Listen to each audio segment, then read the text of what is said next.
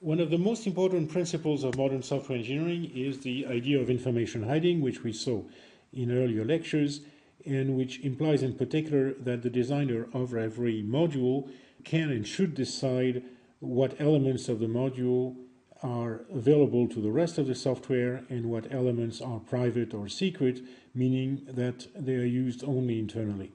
In object-oriented programming, these modules are classes, and so we've seen that classes, more precisely of course the authors of these classes, can decide to make some features secret and some features public.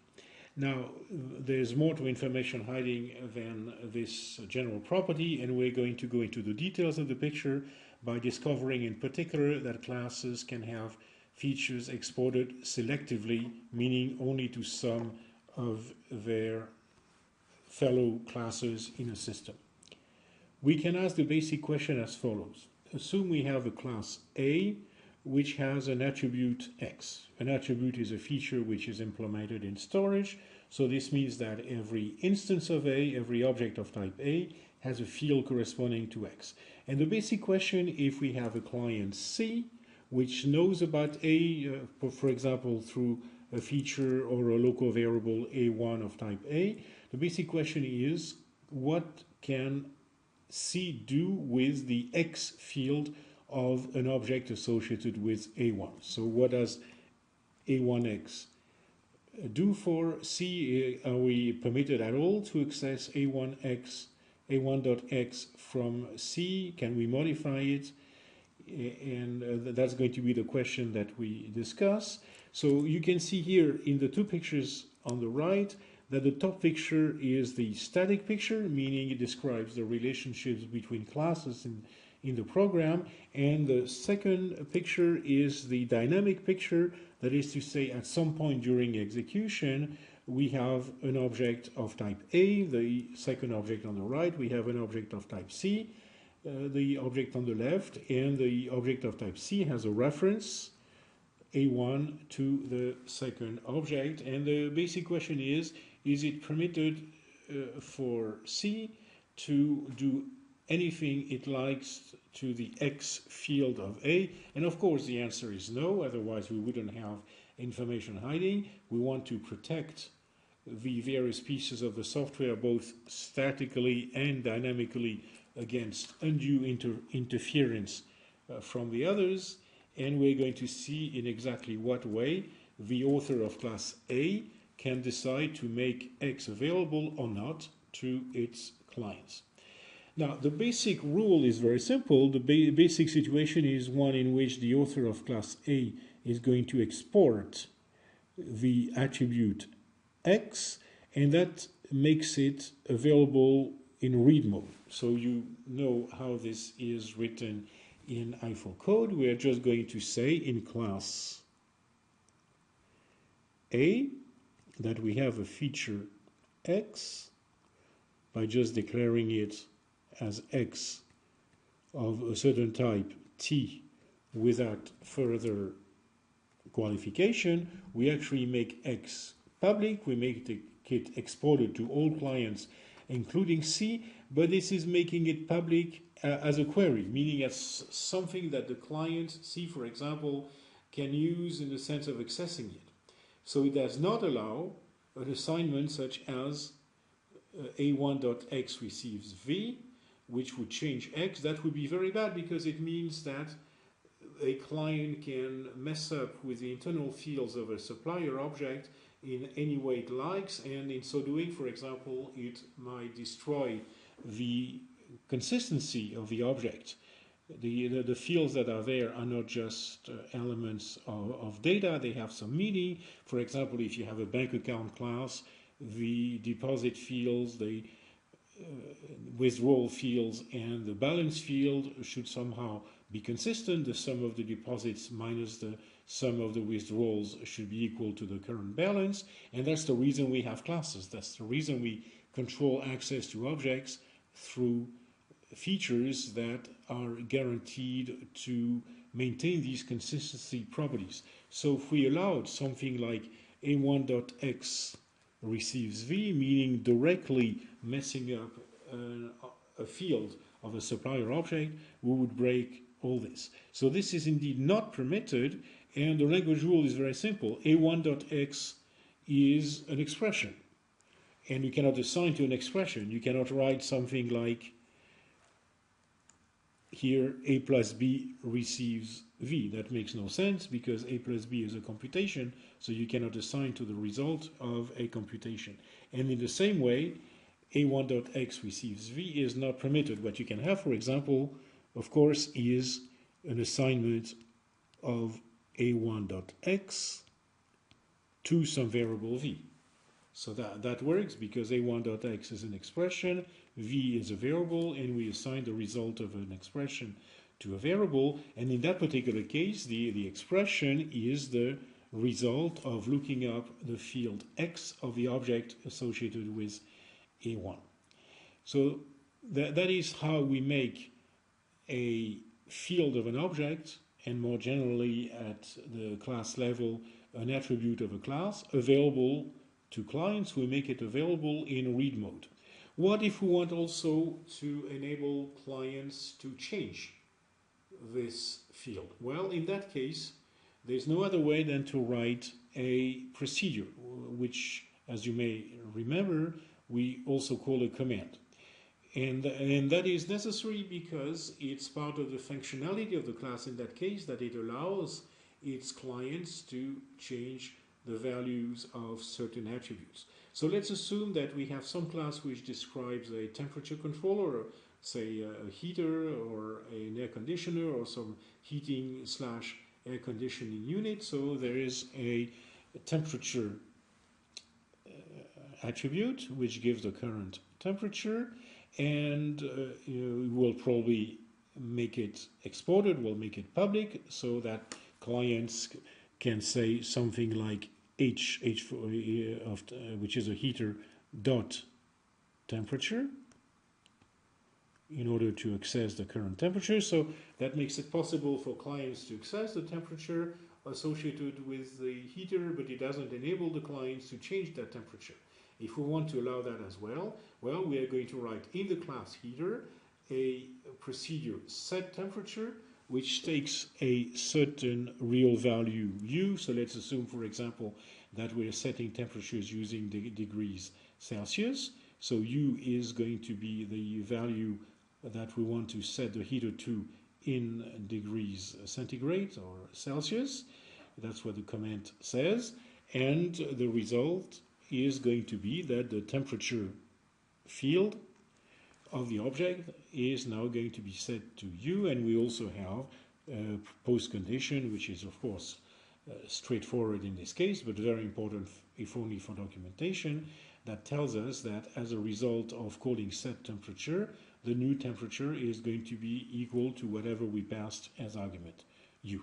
And so as a result, a client of the heater class can use x. X is the same as my h a moment ago. X is of type heater. X dot set temperature to the value, for example, 21.5.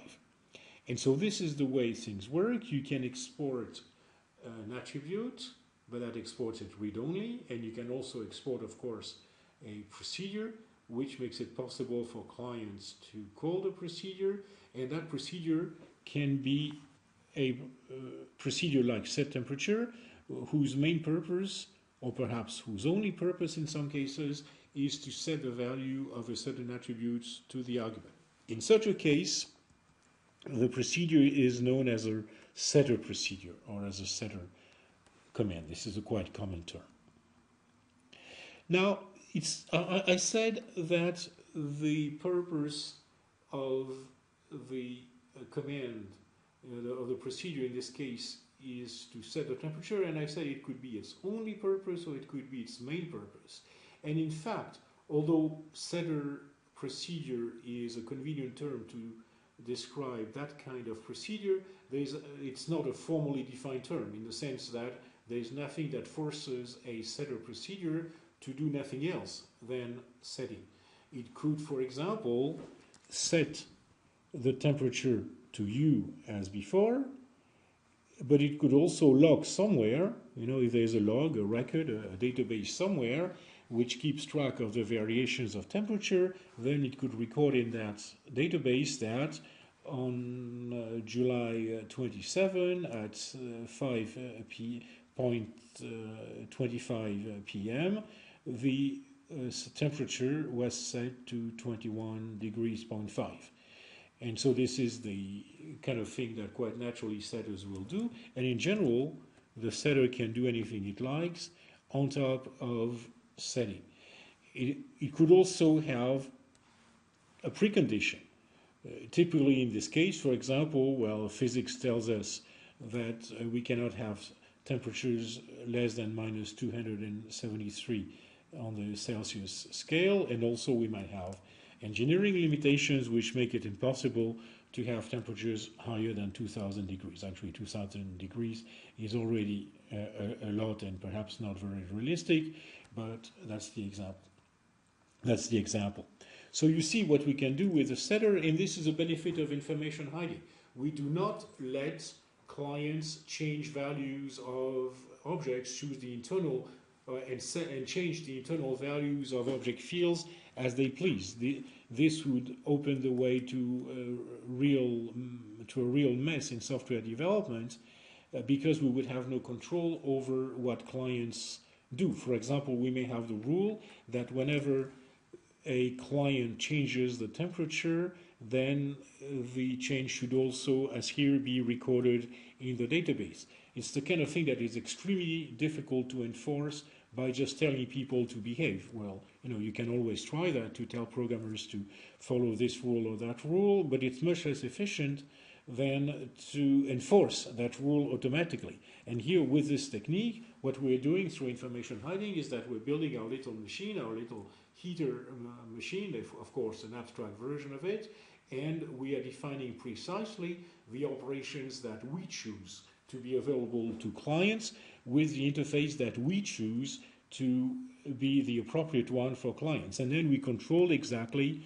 what's going on. If we wanted, for example, to have one more operation here which sounds an alarm if the temperature gets too low or too high, or if the temperature change is too rapid in comparison with the previous value, we can do absolutely everything we like. And because we control the access to the temperature change operation, we can do it in one place, at the place of the operation, rather than enforcing rules on every client, which is pretty hopeless. And in particular, we can enforce specific conditions such as pre and post conditions and do other operations. So that's what we have. We have read access for an exported attribute, and for anything else, we need to have setter procedures. Now, this is the actual rule, and although I think it's quite clear that it's the right approach, it's really not the actual rule, it's the object-oriented rule, it's the proper intellectual discipline. Even though that's the right approach, I think it's important to mention here that this is not the universal approach, because some other object-oriented languages have different policies, which, in my opinion, result from misunderstanding of object-oriented principles. Because these languages are so widespread, it's important to understand their conventions as well. So the actual view is that when we export an attribute, we export it read-only, but we export it as a query. So from the outside, it's not really shown as an attribute. It's shown as a query. Remember what a query is. A query is either an attribute or a function, and more abstractly, it's an operation that returns you some information about an object. It doesn't matter how it's implemented. Now, this notion of query, this unification of attributes and functions for the outside view of the class, is not universally understood. So, for example, in C++, Java, and C#, the difference between attributes and functions is much more pronounced. So when we export an attribute in Java or C#, it's actually called a field in those languages, or sometimes a member variable. This is the C++ notion. Then we make it available for both read and write. So it means that in those languages, when you export an attribute, you allow both the assignment of the corresponding expression to some variable and the assignment to that field without any distinction.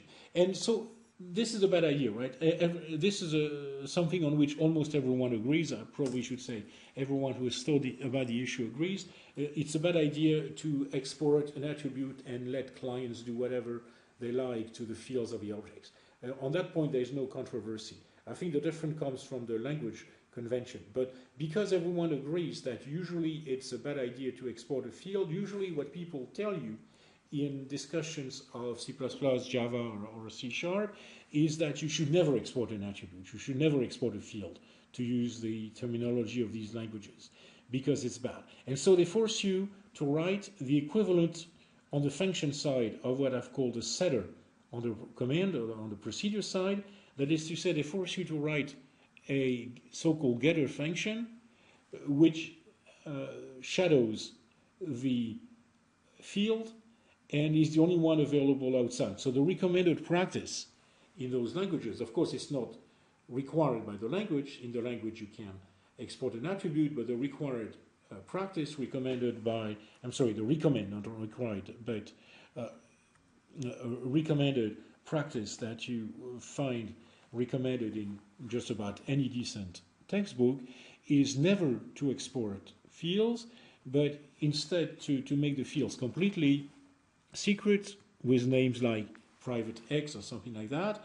And what you do export is a function whose only effect is to return the value of the attribute. Sorry for this jumping of slides. And so I've used here the Eiffel syntax. The syntax in C++ or Java or C# is a bit different, but the idea is the same. So you write these getter functions.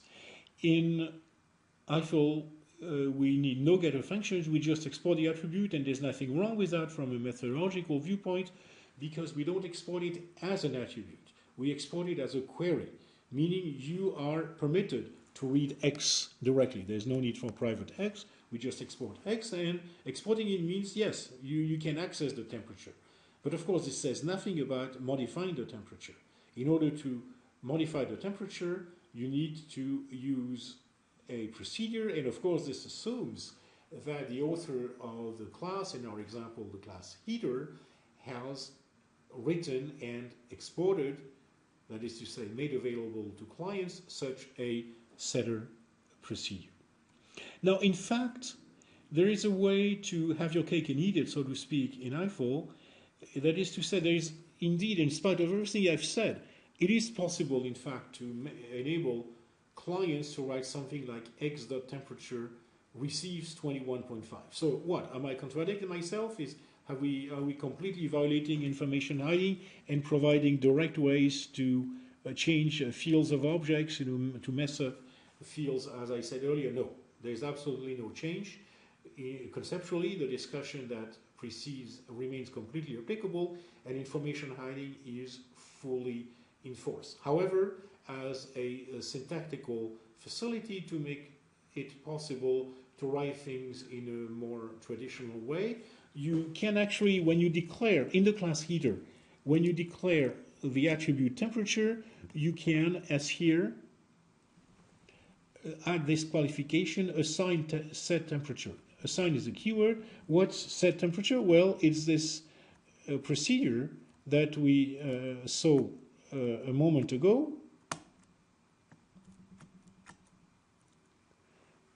Here, which the setter procedure, the one that does the setting. And so, if you have such a set procedure, you can, of course, a setter procedure, set temperature, you can, of course, use it directly as before. But if you have taken the trouble to somehow associate temperature and set temperature in the class text of heater through this assign clause, by writing in the declaration of the query the extra qualification assigned set temperature, if you've done that, then you're doing a little favor to your clients by allowing them to have form number 2 here, syntax number 2, available and permitted simply as a kind of abbreviation for form number 1. Maybe not exactly an abbreviation because it's not that much shorter, just a bit, but as a more traditional way of expressing a procedure call. It's still a procedure call. Number 2 is still exactly the same thing semantically as number 1. It just looks like an assignment. So it looks like an assignment, it walks like an assignment, it quacks like an assignment, but it's not an assignment. It's just another syntax for a procedure call, and in particular, it retains the contracts. Remember that in our example, we had a pre and a post condition to the procedure. We had a precondition here, we had this post condition, and remain completely applicable when you use syntax number 2. Okay, so this was the essential set of concepts regarding information hiding in general, but we have a little more to see because so far we have not made differences between our friends. I'm using the term friend, which is actually a C++ term. In C++ it's a technical term. Here I'm going to use it a bit more informally, but what we mean by friends, what C++ means by friends, and what we mean by friends in this discussion is classes to which we want to give certain privileges because we want them to be able to access some of our internal data, some of the fields of our objects of our instances. So here is the exact syntax corresponding to all possible cases. I have a class A, and it's going to have all kinds of features with different export status in each case. Syntactically, the basic point to note here is that a class can have several feature clauses. You can see here that there's a first one, a second one, and so on. Now, usually this ability to have several feature clauses comes in very handy for another purpose, which is to divide our class into logical groups. If we have a big class with lots of features, we have different categories of features, and if you've looked around, as I hope, at Eiffel-based classes and at Eiffel classes in general, I'm sure you will have noticed that there are some standard categories like access, like element change, like input and output, and so on. So that's the first purpose of having these several feature clauses, but here we're using this possibility for something else. As you can see, after the feature characterization, starting with the second one, there are some class or type names in braces, and we're going to see exactly what this means. Feature known, feature BC, feature ABC. And the way this works is that it affects what clients can do with these features. So can a client do A1.F here? Can a client do A1.H? Can a client do A1.M with A1 of type A? And that's what we're going to answer now. Well, if we say feature with nothing else, then this is the case in which we export a feature, and it's the default because it's indeed the natural thing that you want to do. Of course, basically, if you write a class, well, you're building a machine, and as any good engineer building a machine, as any good inventor, I should say, building a machine, you want to make the world use your machine. So your basic, natural, open, generous, altruistic attitude is to make your features public. So this means, in this case, that in any client, A1.F and A1.G are permitted. Now, sometimes you want stuff just for yourself. So you're not so generous anymore, you're not so altruistic, and of course, this is not really a matter of altruism, it's just that you have some features that are useful internally for the implementation, and they're not useful, they're not relevant to the client. So in a way, you're still generous because you don't want to overwhelm authors of client classes with all kinds of details that are not relevant to them. So in fact, when we talk about information hiding, it's not really a matter of hiding things from people in spite of the name. It's a matter of actually helping your clients by avoiding a situation in which they are so overwhelmed with all kinds of information, in particular all kinds of features, that they have trouble knowing what's important and useful and what's not.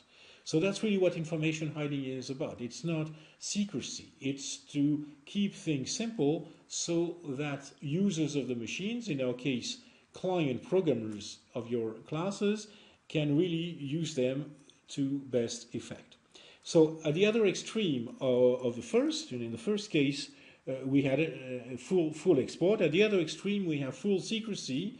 And if we declare a set of features in a clause which starts with none, feature none, then it means that the features declared there, in my example H and I, are not exported at all. They are secret. So this is the way in IFO you make features secret. You declare them in a feature clause that starts with feature none. By the way, you can have as many feature clauses as you like, and of course you could have several feature clauses starting with feature none or with feature BC. This is usually not done. Usually all the secret features or all the features available to a certain set of classes are together, but it's no obligation. So here, A1.H, A1.I are always invalid. There's simply no way you can write A1.H for A1 of type A because H as well as I are secret features.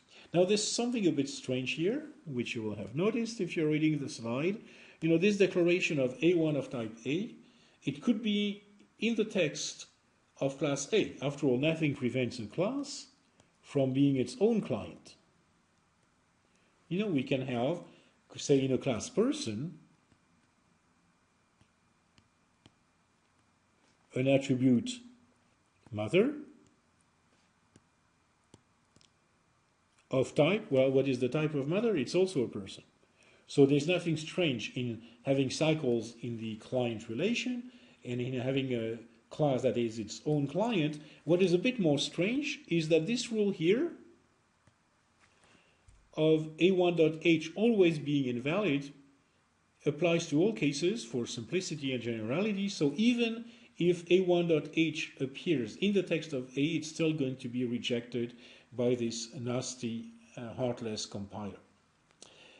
And if you read a little bit ahead of me, a few lines down, you'll see how it's possible to allow this case if that's what you want to do. The next case, feature BC, corresponds to the case in which I have friends. That's really the notion of friend as it exists in C++.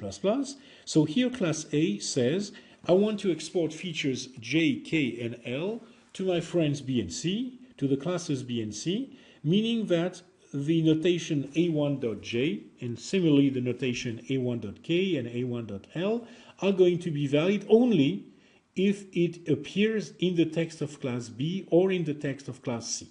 So what we're saying here is those classes, those features listed here, I'm making them available only to my friends B and C and to no one else. And we're going in a second to see an example of this mechanism.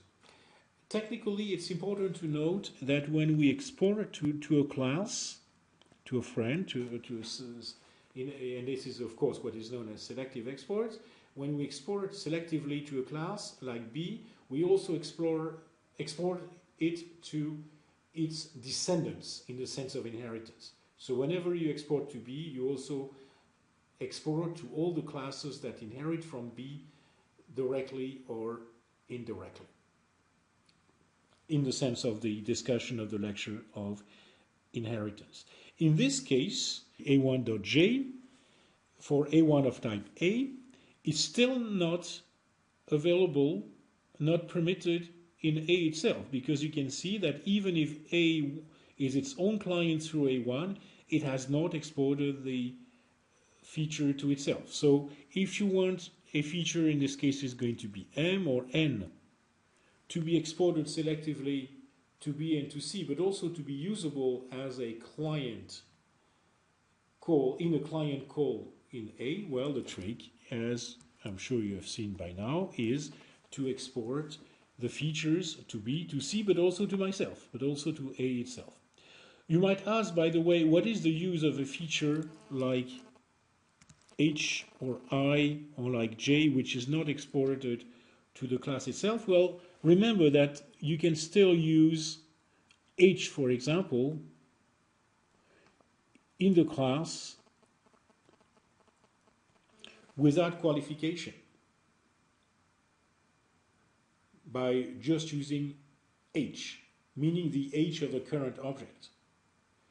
So what is not permitted if you don't export H or don't export it to A, what is not permitted is A1.H, where A1 denotes an object which could be a different object. So even current.H is not permitted in cases 2 and 3. It's permitted in case 4 and of course in case 1, in which everything is exported, assuming that in each case the feature is H.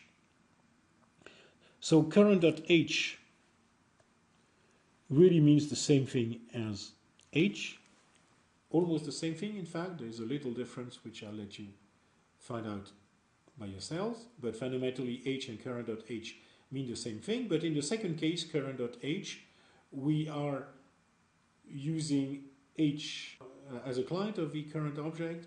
In the first case, just H, we use it directly on the current object. So what's important to remember here is that it is possible for a class not only to have a kind of binary, yes or no, exported or secret policy, but it's also possible for information hiding to be a bit more fine-grained, to be a bit more subtle. Information hiding does not have to be all or nothing. You can decide actually which classes you export a feature to.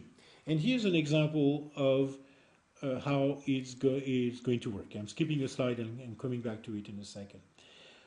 This is a real example. It's not a made-up one. It's exactly how linked list classes work in Eiffel libraries in general and in the Eiffel base library in particular. So in Eiffel base, which is the basic Eiffel data structure library, as you know, there's a class linked list. Now, a linked list object, say we have L of type linked list. A linked list object does not denote the whole list. That would not be possible. A linked list object, like the one to which L is attached on the figure, denotes an object that is an object that gives us access to a list. It's what is sometimes known as a header object.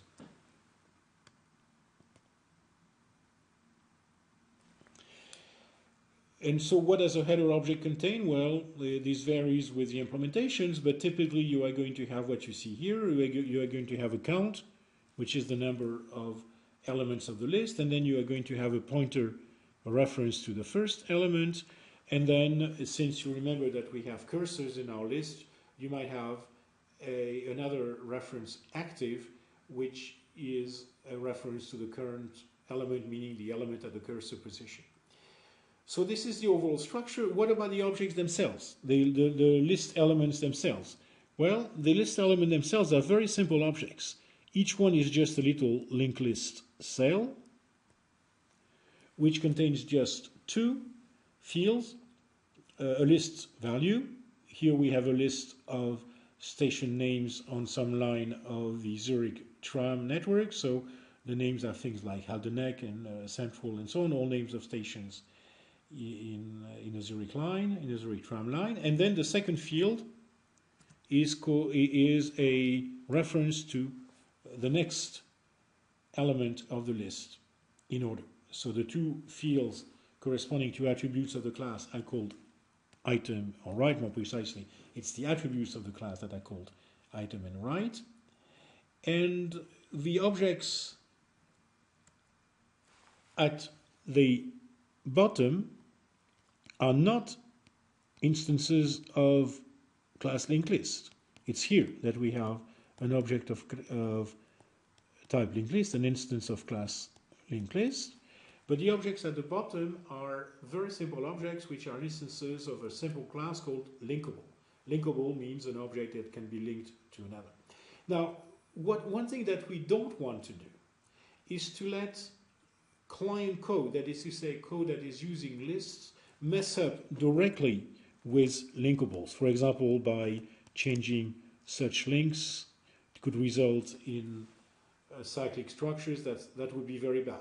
Basically, we want them to use the interface in the sense of API or program interface of class linked list, which is the only way, the only recommended way, the only supported way to manipulate linked lists. And it's linked lists that's going to play with the references in a among linkables. So, for example, if we want to add an element to a list, we are going to create a new linkable, put in some value, and then chain it to the next element and change the previous element to it, as I just illustrated. So, although perhaps not rocket science, this is already a fairly tricky manipulation, and we certainly don't want to let application code that is using linked list for its own purposes, telephone software, payroll software, whatever. We don't want to let it mess up with this kind of reference fields, and we don't want to force the authors of such code to have to think in terms of the implementation.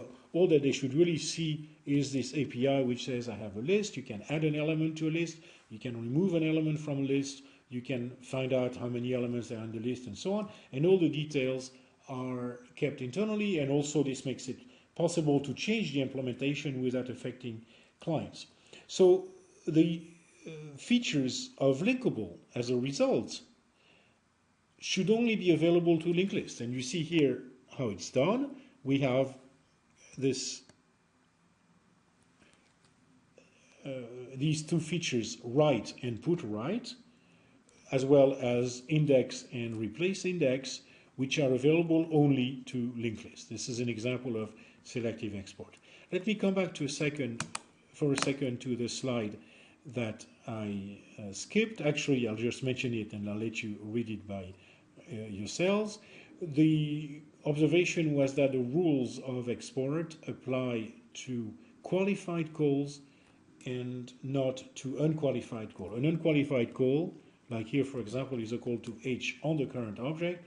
A qualified call is A1.F. Okay, so coming back to selective exports, you can see right away why this notion is important. It makes it possible to let a class use the internals of another class while protecting these internals from interference by the rest of the world.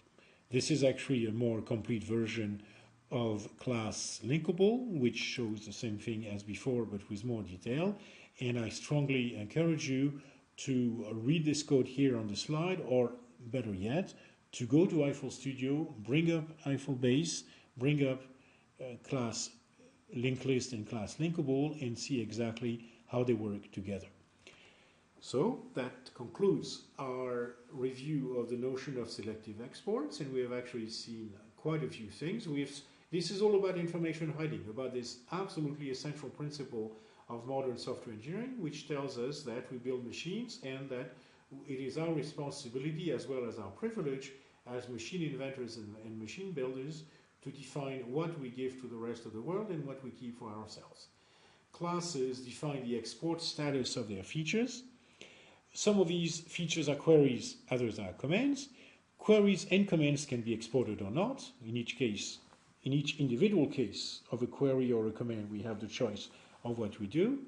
It shouldn't make any difference in the case of a query whether it's implemented as a function or an attribute. This was the uniform access principle. So if it's exported as a query.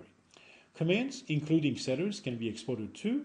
And we've seen that assignment commands give us assignment-like syntax, which is perhaps more convenient in such cases. And we have finally seen that exports can be selective, enabling a group of classes to share internal mechanisms between themselves, but keep them secret from the rest of the world.